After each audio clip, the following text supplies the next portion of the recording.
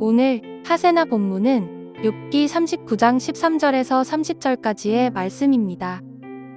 타조가 날개를 재빠르게 치기는 하지만 황새처럼 날지는 못한다. 타조가 땅바닥에다가 알을 낳는 것은 흙이 그 알을 따스하게 해주기를 바라기 때문이다. 그러나 그 알이 발에 밟혀서 깨어질 수 있음을 알지 못한다. 들짐승이 그 알을 짓밟을 수도 있음을 알지 못한다.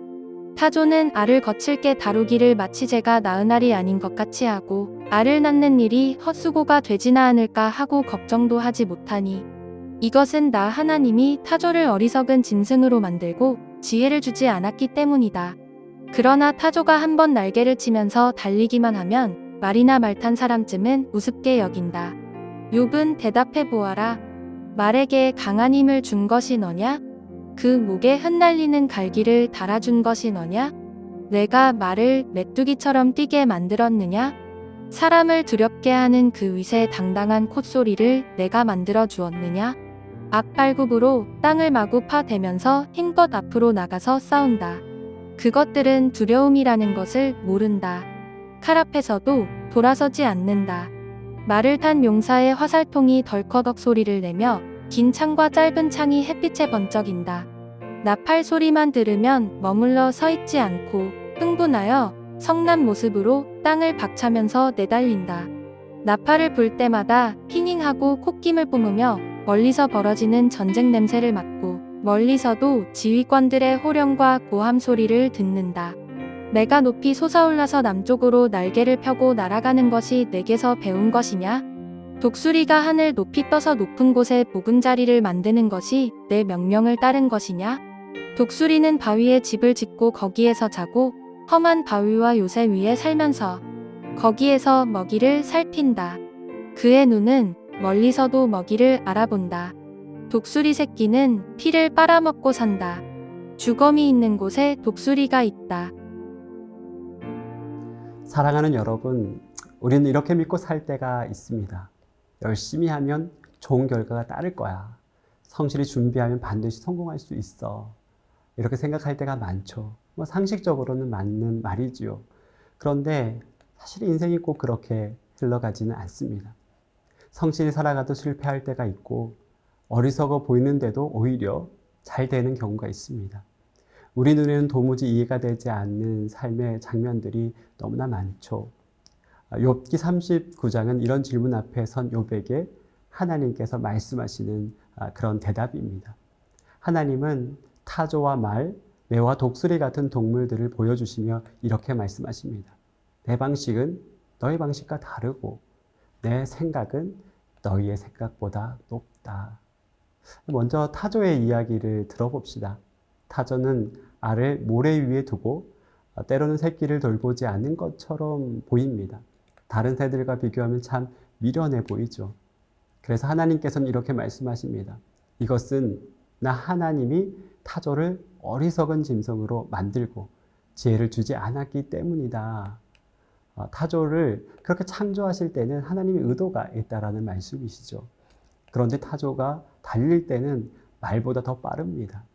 우리 눈에는 어리석어 보이지만 그 안에도 하나님의 질서가 있습니다. 우리의 삶도 그렇습니다. 내가 보기에는 너무 부족하고 지혜롭지 못하고 뒤처지는 것 같을 수 있습니다. 왜 이것밖에 안 될까? 나는 왜 그럴까? 라는 질문이 떠오를 때가 있습니다. 그러나 하나님은 그런 부족함 속에서도 일하십니다. 이해되지 않아도 모자라 보여도 하나님은 섭리 안에 있다는 사실을 믿어야 됩니다. 다음으로 하나님은 말에 대해서 말씀하십니다. 말은 고대 전쟁에서 가장 두려운 존재였습니다. 힘과 용맹의 상징이었지요. 하나님은 이렇게 물으십니다. 욥은 대답해 보아라. 말에게 강한 힘을 준 것이 너냐? 그 목에 흩날리는 갈기를 달아준 것이 너냐? 라고 말씀하십니다. 사람들은 말을 자랑스럽게 여기지만 그 힘을 주신 분은 하나님이시라는 그런 뜻이죠. 우리도 삶에서 말과 같은 순간을 맞이합니다.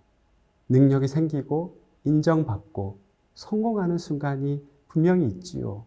그런데 그 모든 능력과 건강과 지혜와 재능이 내 것이 아니라 하나님께서 주신 선물이라는 것을 잊지 말아야 합니다. 성경은 이렇게 말합니다. 사람이 마음으로 자기의 앞길을 계획하지만 그 발걸음을 인도하시는 분은 주님이시다. 내가 가진 힘과 성취의 근원은 하나님이십니다. 그러므로 우리는 하나님을 자랑스럽게 여겨야지 나를 자랑스럽게 여기면 안 됩니다. 그분 앞에 온전히 영광을 돌려야 하는 거지요. 마지막으로 하나님은 매와 독수리를 보여주십니다. 매가 남쪽으로 날아오르는 것, 독수리가 높은 곳에 둥지를 짓고 멀리서 먹이를 발견하는 것, 우리가 볼 때는 본능처럼 보이고 자연 현상처럼 보입니다. 그러나 하나님은 이렇게 물으십니다. 매가 높이 솟아올라서 남쪽으로 날개를 펴고 날아가는 것이 내게서 배운 것이냐? 독수리가 하늘 높이 떠서 높은 곳에 보금자리를 만드는 것이 내 명령을 따르는 것이냐? 사람 눈에는 그냥 본능처럼 보이지만 그 본능마저도 하나님의 명령 아래 있습니다. 심지어 먹이를 보고 사체 위에 모여드는 그 행동까지도, 독수리의 그런 행동까지도 하나님의 섭리 속에 있습니다. 우리의 일상도 그렇습니다. 숨 쉬는 거, 걷는 거, 마시는 거, 그리고 아주 소소한 행동까지도, 이런 작은 움직임조차도 하나님의 손에 있습니다. 사랑하는 여러분, 하나님은 타조, 말, 독수리를 통해서 이렇게 말씀하십니다. 타조처럼 부족해 보여도 하나님의 섭리 안에 있는 것이고, 말처럼 강해 보여도 그 힘의 근원은 하나님께 있는 것이다. 또한 독수리가 본능처럼 살아가는 것 같아 보여도 그 모든 것이 하나님의 명령 아래 있는 것이라고 말씀하십니다. 하나님의 다양성과 섭리의 방식은 우리의 상식과는 다릅니다. 그러므로 우리는 하나님을 판단해서는 안 됩니다. 내 기준과 잣대로 하나님의 일을 평가해서는 안 됩니다. 오히려 우리는 이렇게 고백해야 합니다. 하나님, 저는 다 알 수 없습니다. 하나님은 아십니다. 저는 다 다스릴 수 없고 통제할 수 없지만 하나님께서는 온전히 다스릴 수 있는 분입니다. 그러기에 저는 오직 하나님만 신뢰합니다. 라고 고백해야 합니다. 오늘 이 말씀을 좀 마무리하면서 한 말씀으로 하사나를 마무리하려고 합니다.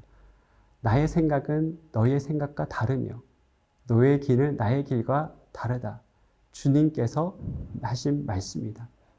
하늘이 땅보다 높듯이 나의 길은 너의 길보다 높으며 나의 생각은 너의 생각보다 높다. 오직 하나님만 신뢰하는 하루가 되기를 진심으로 축복합니다. 오늘의 아시전은 가정 예배를 드리는 것입니다. 예배를 통해 가정의 주인이신 하나님을 높이고 우리 가정의 기도 제목으로 함께 기도하는 시간을 가지면 어떨까요? 오늘의 아시죠? 함께 하시죠.